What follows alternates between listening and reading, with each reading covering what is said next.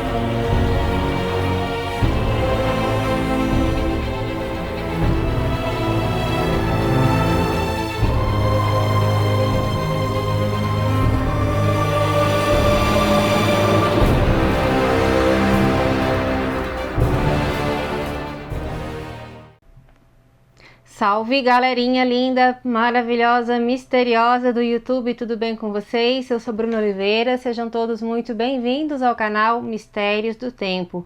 Hoje, nesta Sexta-feira Santa, a gente vai mergulhar num dos maiores enigmas da história do cristianismo, o Santo Sudário de Turim, o véu que muitos acreditam ter envolvido o corpo de Jesus Cristo após a sua crucificação. Um pano com a imagem de um homem crucificado, marcas de sangue, ferimentos que parecem contar a história da paixão, mas será que ele é mesmo uma relíquia sagrada ou apenas uma obra de arte medieval? E o que dizer dos relatos de milagres e de visões também que o cercam? Aqui no Mistérios do Tempo a gente explora o passado, gente, com um toque de suspense e espiritualidade também. Então peguem suas velas, sintam o peso da Sexta-feira Santa e preparem-se para essa jornada sagrada e também misteriosa. Vlad, solta a vinheta.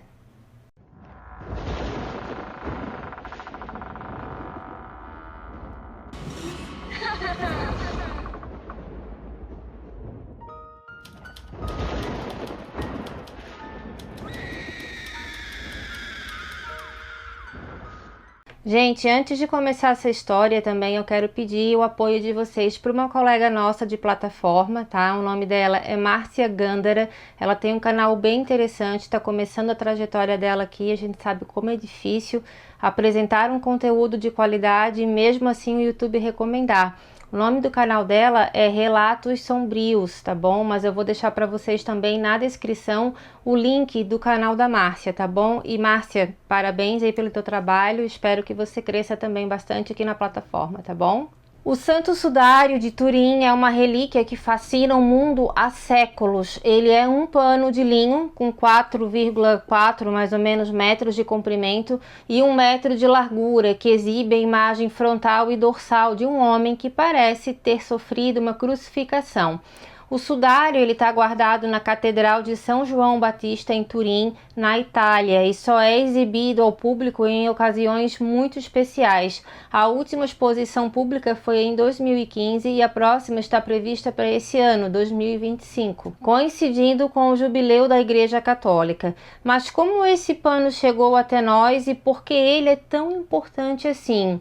Vamos voltar um pouquinho no tempo. Bom, gente, a história do sudário começa, segundo a tradição, logo após a crucificação de Jesus em 33 depois de Cristo.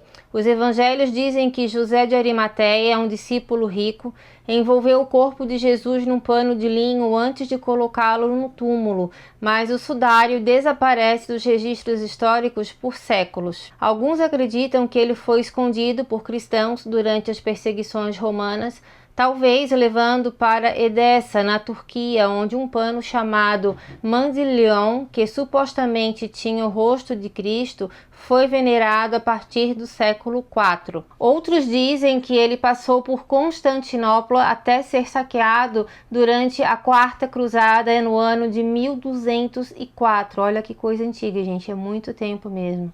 O primeiro registro confiável do sudário aparece em 1354 na cidade de Lirey, na França. Ele pertencia a Geoffroy de Charny, um cavaleiro francês que exibiu ele como uma relíquia sagrada. Mas já naquela época houve também uma controvérsia. O bispo local Pierre Darcy escreveu uma carta ao Papa em 1389 dizendo que o sudário era uma pintura, uma falsificação feita por um artista para poder atrair peregrinos. Apesar disso, o sudário foi transferido para a Casa de Saboia, uma família nobre italiana, no ano de 1453. Em 1532, ele sobreviveu milagrosamente a um incêndio na capela de Chambéry, mas ficou com marcas de queimaduras e também remendos feitos por freiras clarissas. Finalmente, em 1578, o sudário foi levado para Turim, onde permanece até hoje. Pessoal, também quero pedir desculpas para vocês se tiver algum barulho, tá? Porque os nossos vizinhos hoje estão fazendo uma festa, então pode ser que tenha alguma interferência aqui, a gente pede desculpa desde já. A fama do sudário explodiu em 1898, quando o fotógrafo italiano Secondo Pia tirou a primeira foto do pano. Ao revelar o negativo, ele fez uma descoberta chocante. A imagem no sudário, que é quase invisível a olho nu, parecia um negativo fotográfico, e no negativo da foto surgia a imagem clara de um homem com detalhes impressionantes, com ferimentos e marcas de sangue também. Desde então, o sudário tem sido alvo de estudos, devoção e bastante debates também. Mas o que ele realmente mostra e como essa imagem foi formada? Vamos tentar descobrir. O Santo Sudário de Turim, ele é um dos objetos mais estudados da história e as análises científicas sobre ele são tão fascinantes quanto controversas. Vamos começar com o que podemos ver no pano. A imagem mostra um homem de cerca de 1,80 m, com barba e cabelo longo, marcas de flagelação nas costas, ferimentos nos pulsos e pés compatíveis com uma crucificação e também uma perfuração no lado direito do peito que coincide também com a lança que, segundo os evangelhos, foi usada em Jesus Cristo. Há também marcas de sangue e análises químicas que confirmaram que é sangue humano do tipo AB, com sinais de hemoglobina e albumina, indicando que o homem sofreu um trauma muito severo. Em 1978, uma equipe chamada STURP, ela passou 5 dias estudando o sudário com equipamentos de ponta. Eles descobriram algo muito intrigante. A imagem não é uma pintura, não há pigmentos de tintas ou traços de pincel. A imagem está apenas na camada superficial das fibras do linho, com uma profundidade de 0,2 milímetros, e parece ter sido formada por uma oxidação ou uma desidratação das fibras, como se algo tivesse queimado a imagem no pano. Mais impressionante ainda é que a imagem tem propriedades tridimensionais. Em 1976, cientistas da Força Aérea dos Estados Unidos usaram um analisador VP8 e descobriram que a intensidade da imagem varia com a distância entre o corpo e o pano, algo que uma pintura medieval não poderia reproduzir. Então a questão da fraude medieval já teria sido descartada. Mas a maior controvérsia veio em 1988, quando 3 laboratórios em Oxford, Zurique e Tucson fizeram a datação por carbono 14 em uma amostra do sudário. O resultado foi qual? O pano foi datado entre 1260 e 1390 depois de Cristo, que sugeria que ele era uma falsificação medieval.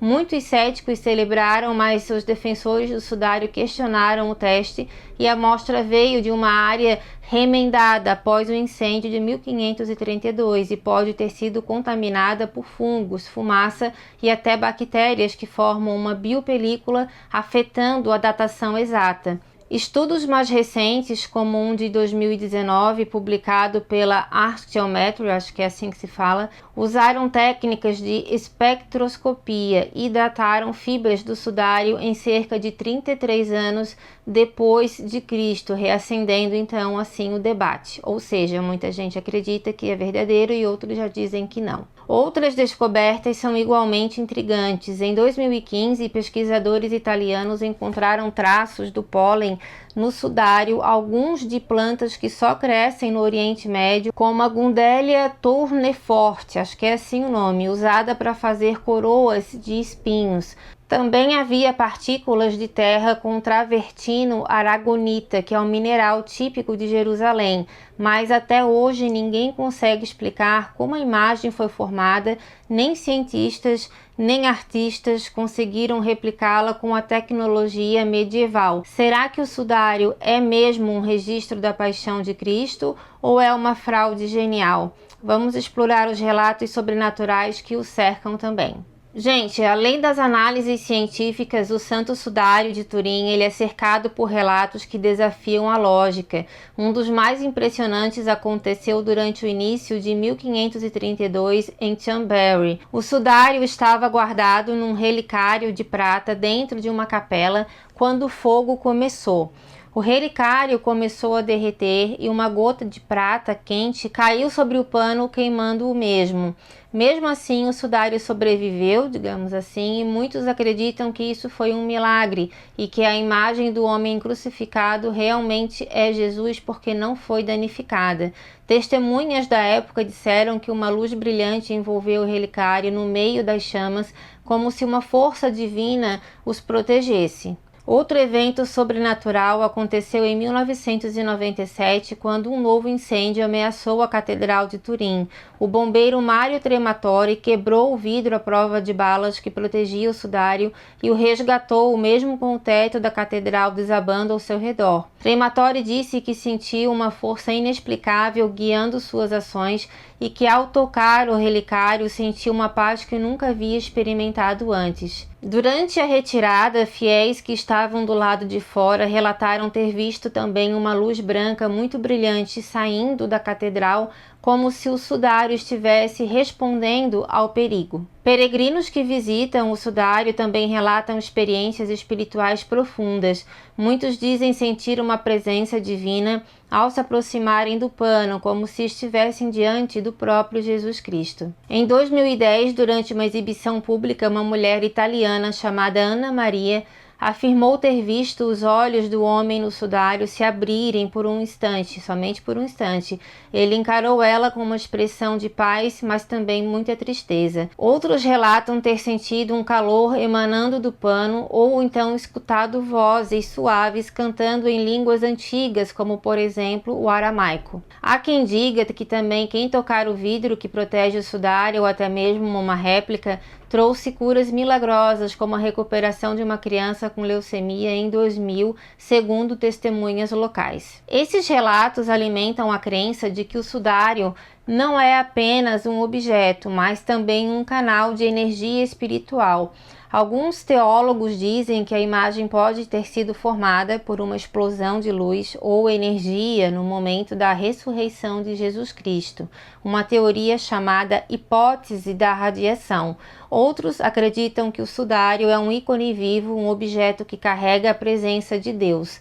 Mas será que essas experiências são reais ou apenas o reflexo da fé dos peregrinos? Vamos refletir sobre isso. Eu quero que você deixe para mim aqui no comentário o que você acha sobre esse tema, se realmente aquilo é verdadeiro ou se não, se é uma fraude muito bem feita. Eu vou dar minha opinião, eu acredito que é verdadeiro, mas respeito a opinião de quem pensar diferente também. Aqui no canal, gente, nós falamos muito sobre assuntos sobrenaturais, mas ninguém induz ninguém a fazer nada, ok? Cada um tem a sua religião, a gente respeita, não fazendo mal a ninguém, tá tudo certo, tá bom, gente? Porque aqui no Mistérios do Tempo nós temos praticamente várias religiões, para não dizer outras doutrinas também, então sempre com muito respeito, claro, colocar o seu comentário, mesmo que seja diferente do outro colega, tá certo? É uma história muito impactante, a gente tentou resumir ao máximo aqui para vocês, para fazer um vídeo não tão extenso, porque se fosse para falar tudo tintim por tintim, são muitos detalhes, mas muitas informações mesmo, então de modo geral a gente estudou esse caso e apresentou dessa forma para vocês. Era uma época bastante violenta, a época de Jesus Cristo. Infelizmente, ele teve que passar por tudo que passou e deixou, segundo muitos fiéis, uma prova, mais uma prova da sua vida aqui na Terra com esse sudário.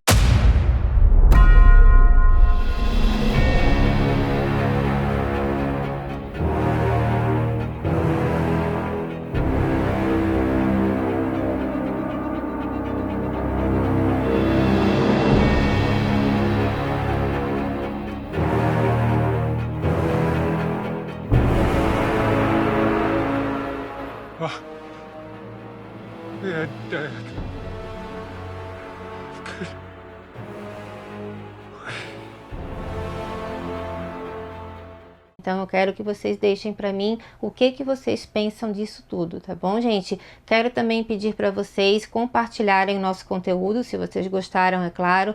Deixa o like pra gente, isso não custa nada, gente, ajuda muito o nosso canal também. Se puderem, se tornem membros não só do canal, mas também do nosso grupo de WhatsApp, porque por lá você será avisado sempre quando sai vídeo novo. E também visitem a nossa loja, porque nós temos alguns livros aqui, 2 e-books na verdade. Nós temos, então entrem lá, comprem, que vai ajudar também. Toda ajuda é válida, gente, toda ajuda é válida. Até um comercial que vocês assistem aqui ajuda muita gente mesmo, tá bom? Ah, Bruna, mas eu tô vendo na televisão, não consigo deixar o meu comentário. Não tem problema, deixa o seu like e quando puder deixar uma florzinha, um bonequinho, um carrinho, qualquer coisa lá no comentário, vai ajudar bastante mesmo o nosso trabalho, porque o YouTube considera isso uma forma de engajamento e ele vai apresentar para mais pessoas então o nosso trabalho, e com isso nós vamos poder ficar somente aqui com vocês, sem outro trabalho externo, para a gente poder estudar mais e apresentar esses casos misteriosos que eu sei que vocês gostam e eu também, tá bom, gente? Um beijo bem grande para vocês, uma feliz Páscoa e estamos aqui para o que der e vier. Deixa no comentário a sua sugestão também para os próximos vídeos, tá bom? Tchau, tchau! Obrigado!